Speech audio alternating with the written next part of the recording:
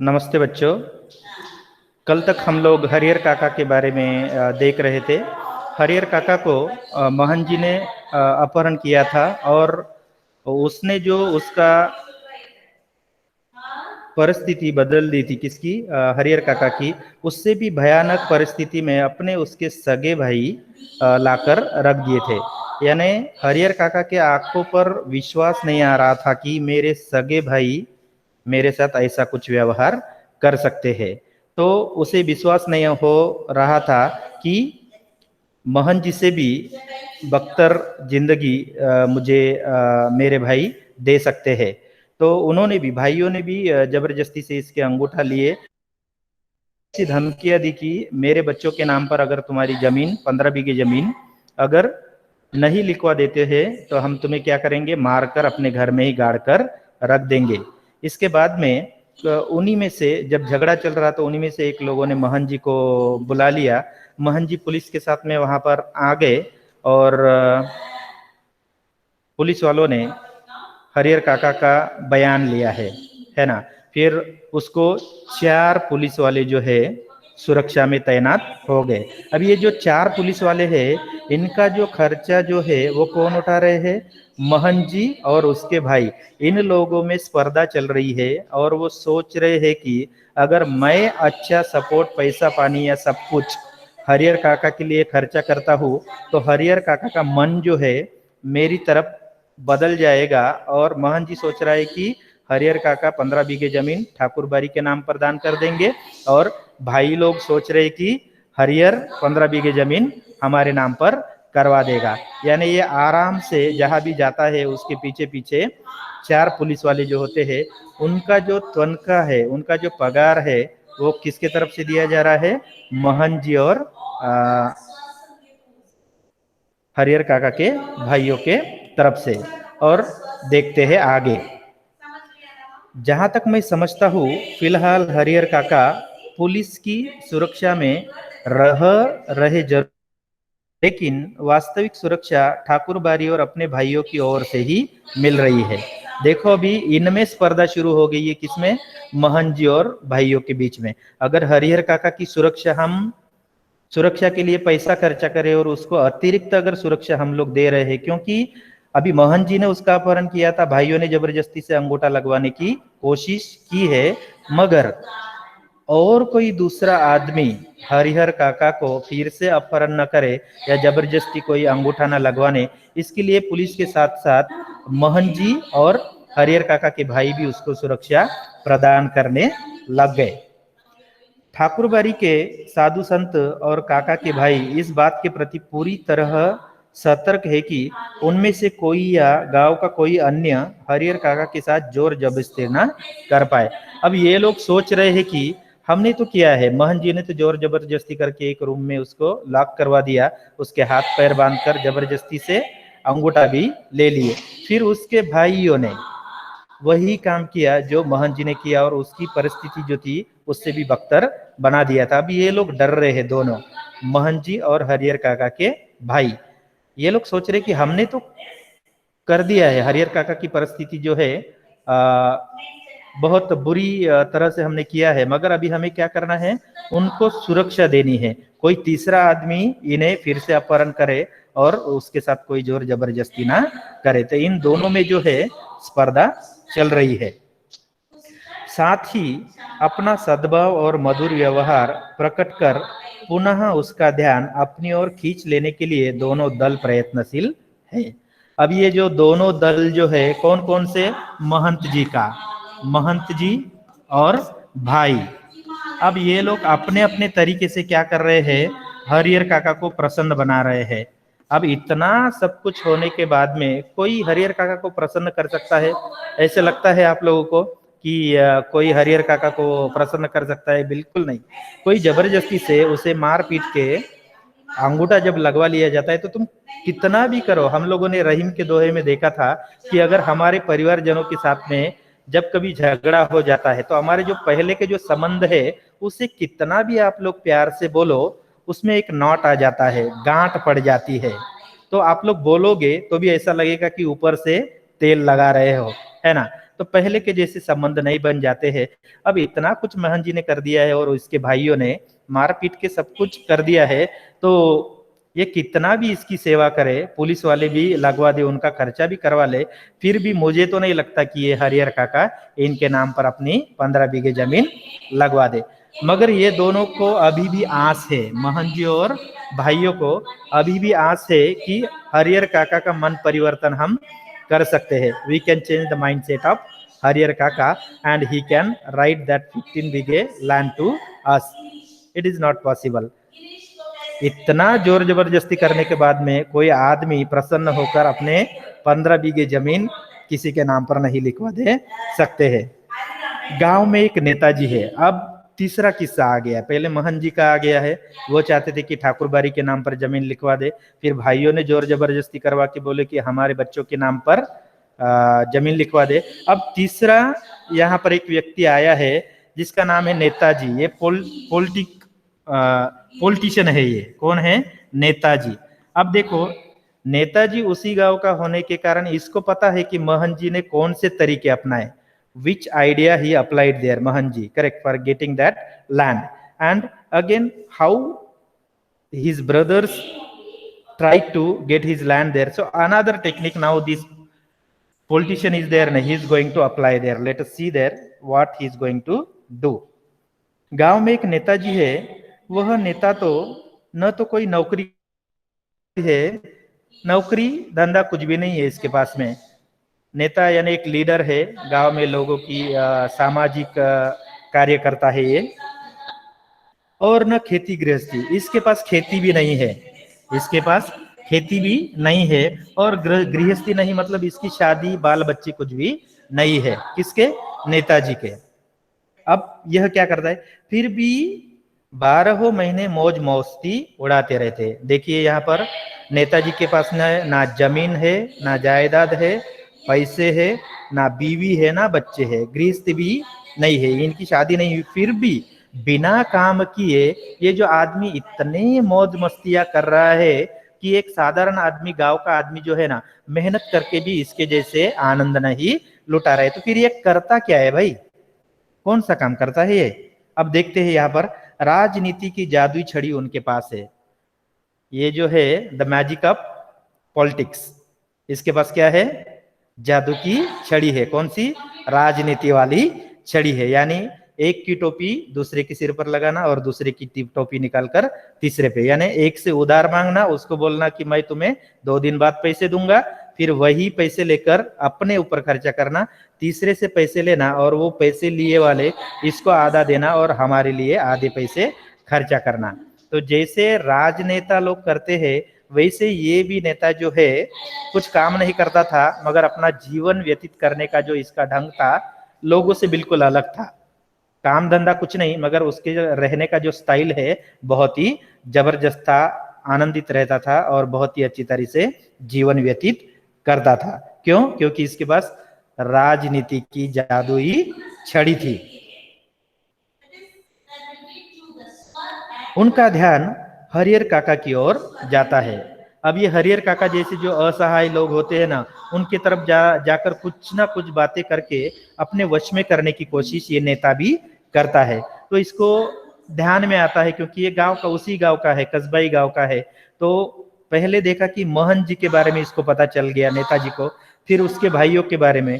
तो ये हरिहर काका ना तो महन जी के नाम में लिखवा दिए और ना हरिहर काका के नाम पर जमीन लिखवा दिए। अब ये बोलता है कि चलो मैं जाकर देखता हूँ, मैं अपनी राजनीतिक जादुई छड़ी से अपनी कला दिखाना चाहता हूँ, ताकि वो क्या करे कि ये 15 बीघे जो जमीन है मेरे नाम पर लिखवा दे।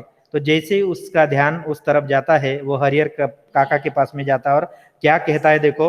वह तत्काल गांव के कुछ विशिष्ट लोगों के साथ उनके पास पहुंचते हैं और यह प्रस्ताव रखते हैं कि उनकी जमीन में हरिहर उच्च विद्यालय नाम से एक हाई स्कूल खोला जाए। अब ये राजनीतिक पॉलिटिकल लीडर जो होते हैं ना, वो स्कूल खोलते हैं कि उनको कुछ चंदा वंदा मिलता है ये सब करने के लिए। तो ये नेताजी भी क्या बोल रहा है कि तुम्हारे नाम से मैं क्या करूंगा? स्कूल खुलवाऊंगा, तुम्हारे नाम से स्कूल खुलवाऊंगा। अब देखो स्कूल अगर खुल गई तो भले ही हरिहर काका मर जाए, मगर इसका नाम का जो बोर्ड है, हरिहर काका कनिष्ठ महाविद्यालय, हरिहर काका उच्च विद्यालय, ये तो सालों साल चलते रहेगा जब तक ये स्कूल बंद नहीं होगा तब तक। अब देखो इसका दिमाग कैसे चल रहा है नेताजी का। बिल्कुल नेताजी ने ऐसी चीज बोली है कि हरिहर काका का मन डाइवर्ट हो जाए। तो गांव के कुछ प्रतिष्ठित लोगों को ये लेकर हरिहर काका के पास में जाता है और बोलता है कि हरिहर, मैं तुम्हारे नाम से एक स्कूल खुलवाऊंगा। I will open the school in your name if you will write this land on the school name. School के नाम पर अगर जमीन लिखवा दोगे तो मैं क्या करूंगा, तुम्हारे ही नाम का स्कूल खुलवा के तुम्हारा नाम अजरामर करवा दूंगा, ताकि तुम भी मर जाओ, बहुत सारी पीढ़ियां निकल जाए, मगर ये जो हरिहर नाम का स्कूल है जैसे कि वैसा हमारे गांव में जिंदा रहेगा। इससे उनका नाम अमर हो जाएगा। अगर तुम 15 बीघे जमीन स्कूल के नाम करवाते हो तो क्या हो जाएगा, तुम्हारा नाम जीवित हो जाएगा, है ना। हम लोग देखते हैं हमारे गांव में या शहरों में इंदिरा गांधी नगर है, राजीव गांधी नगर है, ऐसे बहुत सारे नगर है। वो लोग तो मर गए हैं, है ना, वो लोग मर गए हैं, मगर उनके नाम से जो नगर अभी भी है वो सालों साल हजारों सालों तक वह जीवित रहेंगे। तो ये राजनेता जो है अपना दिमाग लगाकर बोलता है कि हरिहर, अगर मैं तुम्हारे नाम से स्कूल खुलवाता हूँ, तुम्हारे मरने का अब तुम कितने दिन जीवित रहने वाले हो, 10 या 15 साल, है कि नहीं।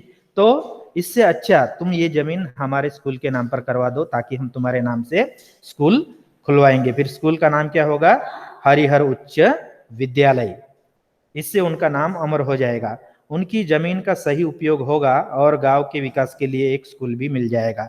यानी ये ऐसी जबरदस्त प्लान बनाया है नेताजी ने कि स्कूल भी बन जाएगा, तुम्हारा नाम भी अजरामर हो जाएगा, और जो तुम्हारे जमीन का सही इस्तेमाल जो है वो इससे अच्छा तो नहीं हो सकता है।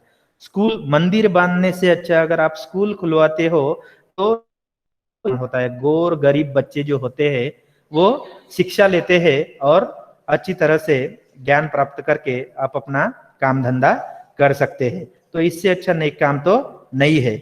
नेताजी ने बहुत ही जबरदस्त योजना बनाई है, देखते हैं आगे क्या होता है। लेकिन हरिहर काका के ऊपर तो अब भी कोई दूसरा रंग चढ़ने वाला नहीं है। हम लोग पेंटिंग करते हैं घर में, है ना, समझो अभी यहाँ पर पीला कलर है तो उसके ऊपर हम लाल लगा देते हैं तो ये कलर आ जाता है इसमें, है कि नहीं। जब पेंट करते हैं पीले पर लाल आ जाता है कि नहीं। मगर अभी हरिहर काका ने तो बहुत सारे सीख ले लिए हैं। एक तो मोहन जी ने अपहरण करवा लिया था, उसके जबरदस्ती अंगूठे लिए थे, और इसके भाइयों ने भी जबरदस्ती अंगूठे लगवा कर हमारे बच्चों के नाम जमीन लिखवा दो, ऐसे कर रहे थे। अगर तीसरा कोई आदमी आकर बोलेगा हरिहर मैं तुम्हारे नाम से स्कूल खुलवाऊंगा, तो ये सच्ची में मानेगा क्या, नहीं। इसके तो बच्चे भी नहीं है, बीवी भी नहीं है। अगर यह स्कूल के नाम जमीन लिखवा दे तो इसका खाना कौन खिलाएगा। चलो मंदिर वाले जमीन लेंगे तो उसको खाना वाना खिला देंगे, भाई अगर जमीन लेंगे तो इसका पालन पोषण करेंगे। अगर स्कूल वाला ये जो नेताजी जो है, ये नेताजी अगर जमीन लेता है तो भाई ये खिलाएगा क्या उसको खाना। इसीलिए वो सोच रहा है तुम कितना भी बको अभी, है ना, तुम कितना भी कह लो, तुम जो मेरे ऊपर रंग चढ़ाने का काम कर रहे हो यह अब मेरे ऊपर चढ़ने वाला नहीं है, क्योंकि तुम्हारे जैसे बहुत सारे लोग अभी मैंने देख चुके हैं।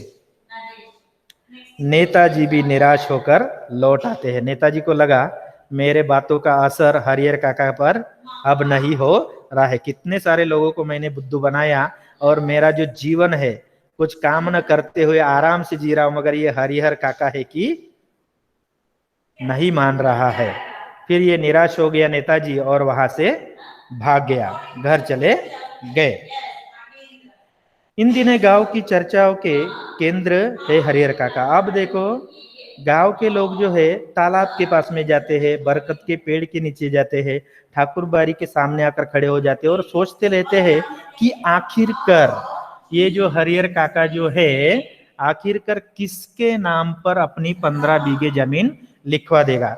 ये क्वेश्चन मार्क जो है, प्रश्न जो है, हर किसी आदमी के दिमाग पर छाता रहता है। आंगन, खेत, खलिहान, अलाव, बगीचे, बरगद हर जगह की यही चर्चा, यानी किसी के आंगन में चर्चा हो रही है हरिहर काका के बारे में, किसी बरगद के पेड़ के नीचे हो रही है, किसी के बगीचे में हो रही है। जो भी कोई बोलता है हरिहर काका के बारे में ही बोलता है। उसकी घटना की तरह विचारणीय और चर्चनीय कोई दूसरी घटना नहीं। गांव में हरिहर काका इतना फेमस हो गया है अभी, बदनामी भी इसकी उतनी ही हो गई है। तो ये बदनामी के कारण, जमीन न लिखवाने के कारण ये बहुत ही फेमस हो गए थे और हर व्यक्ति के जुबान पर हरिहर काका का नाम आया हुआ था। तो लोग जहां देखो वहां इसकी चर्चा करते रहते थे। गांव में आए दिन छोटी बड़ी घटनाएं घटती रहती है। हरिहर काका जैसे ऐसे बहुत सारी घटनाएं घटती रहती है, लेकिन काका के प्रसंग के सामने उनका कोई अस्तित्व नहीं। काका का जो टॉपिक है यहाँ पर, यानी बहुत ही बड़ा इशू बन गया है।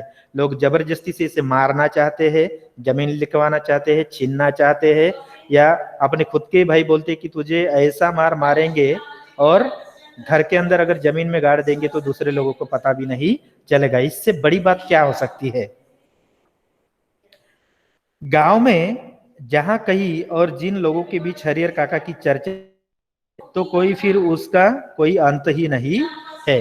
तो ये हरिहर काका की जो चर्चा है ना, चर्चा जो है, एक बार अगर लोग बात करते हैं तो फिर चर्चा करते समय कोई हरिहर काका को सपोर्ट करता है, कोई मोहन जी को करता है सपोर्ट, तो कोई उनके भाइयों को करता है। लोग तरह तरह की संभावनाएं व्यक्त करते हैं। राम जाने क्या होगा। दोनों ओर के लोगों ने अंगूठी के निशान ले लिए हैं। लोग बातचीत करते हैं और मजा उड़ाते हैं। ये भगवान ही जानता है, राम ही जानता है कि हरिहर काका आखिर किसके नाम पर यह जमीन लिखवा देगा। लेकिन हरिहर ने अपना बयान दर्ज कराया है कि वे लोगों में से किसी को अपनी जमीन का उत्तराधिकारी नहीं मानते। पुलिस ने जब उसको कहा कि आखिर आप अपनी जमीन किसके नाम पर लिखवा दोगे, तो हरिहर ने सही उत्तर दे दिया, ना मैं अपनी जमीन अपने भाइयों के बच्चों के नाम पर लिखवा दूंगा और ना ही ठाकुर बारी के महन जी के नाम पर। जब तक मैं जिंदा हूं ये जमीन मेरे पास ही रहेगी, इसका हकदार मैं हूं। मेरे मरने के बाद में जो होगा वो देखा जाएगा, मगर मैं जब तक जीवित हूं तब तक मेरी जमीन जो है मैं किसी के नाम पर नहीं लिखवा दूंगा। दोनों ओर के लोगों ने जबरदस्त अंगूठे के निशान ले लिए हैं। इस स्थिति में उनके बाद उनकी जायदाद का हकदार कौन होगा। अब देखो, समझो हरिहर काका बीच में अगर मर जाते हैं तो इन लोगों ने क्या किए हैं, मोहन जी ने भी हरिहर काका का अंगूठा ले लिया है और भाइयों ने भी। तो ये लोग क्या करेंगे, कोर्ट में जाकर फाइल दर्ज करेंगे कि ये लिखवा लेंगे कि मरने से पहले ही मेरे भाई ने अंगूठा लगवा लिया और ये जो जमीन है मेरे नाम पर लिखवा दी है, तो ये मेरे नाम पर है। मोहन जी भी वैसा ही करेगा और इन दोनों का जो खटला जो है कहां पर चलते रहेगा, कोर्ट में चलता रहेगा। इसीलिए हरिहर काका ने कहा है कि मैं जमीन किसी के नाम पर नहीं लिखवा दूंगा, मेरे मरने के बाद में जो भी होगा वो देखा जाएगा। लोगों के बीच बहस छिड़ जाती है उत्तराधिकारी के कानून पर। जो जितना जानता है उससे 10 गुना अधिक उगल देता है। अब देखो, लोग जब चर्चा करते हैं, when the peoples are discussing there what they knew it there more than that they are speaking there। उत्तराधिकारी यानी इसका सक्सेसर कौन होगा, किसके नाम पर जमीन होगी, थोड़ा कुछ पता होता है और ये बहुत ही ज्यादा बोलने लग जाता है। फिर भी कोई समाधान नहीं निकलता। when the people are discussing after that also इसका सॉल्यूशन कहीं पर भी नहीं निकल रहा है। रहस्य खत्म नहीं होता। ये जो सीक्रेट जो है, अगेन मिस्ट्री इसकी चलते जा रही है। आशंकाएं बनी ही रहती है, लेकिन लोग आशंकाओं को नजरअंदाज कर अपनी पक्षधारता शुरू कर देते हैं कि उत्तराधिकार ठाकुर बारी को मिलता है तो ठीक रहता है। कुछ लोग बोलते हैं कि हम लोग ठाकुर बारी को सपोर्ट करते हैं तो हरिहर काका को भी 15 बीघे जमीन ठाकुर बारी के नाम पर ही लिखवा देनी चाहिए। दूसरी ओर के लोग कहते हैं कि हरिहर के भाइयों को मिलता तो ज्यादा अच्छा रहता। भाई आखिर खून का सवाल है, भाई कितना भी मारे पीटे कुछ भी करे, खाना तो उनके घर से ही मिल रहा है ना, तो फिर इसे जमीन अपने भाइयों के नाम पर लिखवाने में क्या तकल्लिफ है। ऐसे कुछ लोग बोलते थे, यानी लोग दोनों बाजू से बोलते रहते थे और हरिहर काका जो है अपने निश्चय पर ठाम है। तुम कुछ भी बोलो, मैं ये जो जमीन जो है ना नेताजी के नाम पर लिखवाऊंगा, ना मोहन जी के नाम पर लिखवाऊंगा और ना ही अपने भाइयों के नाम पर। जब मैं मरूंगा तब देखा जाएगा, जो होगा तुम झगड़े करो, मारो पीटो, कुछ भी करो, मगर इसके मरने के बाद में अगर ये ऐसा ही जमीन अपने भाइयों के नाम पर अगर नहीं करवाता है तो उसके परिवार होने के कारण इसके मरने के बाद में परिवारजन के नाम पर ही हो सकती है। मगर मोहन जी ने भी यहाँ पर अंगूठे ले लिए है, वो भी क्या करेगा, अपना हक है, इसने जीवित रहते ही जमीन जायदाद ठाकुर बारी के नाम पर लिखवा दिया। ऐसे बहुत सारे प्रश्न लोगों के मन में आ रहे हैं, लोग चर्चा करते हैं और अपना समय बर्बाद कर रहे हैं लोग हरिहर काका के बारे में सोचकर। यहाँ पर होने वाला कुछ भी नहीं है। ठाकुर काका अभी बहुत ही समझदार बन गए और वो किसी के नाम पर अपनी जमीन नहीं लिखवाने वाले हैं। ओके, आज इतना ही, पेज नंबर 17। बाकी का लास्ट पेज है वो कल देखेंगे और शायद कल यह लेसन समाप्त हो जाएगा। धन्यवाद।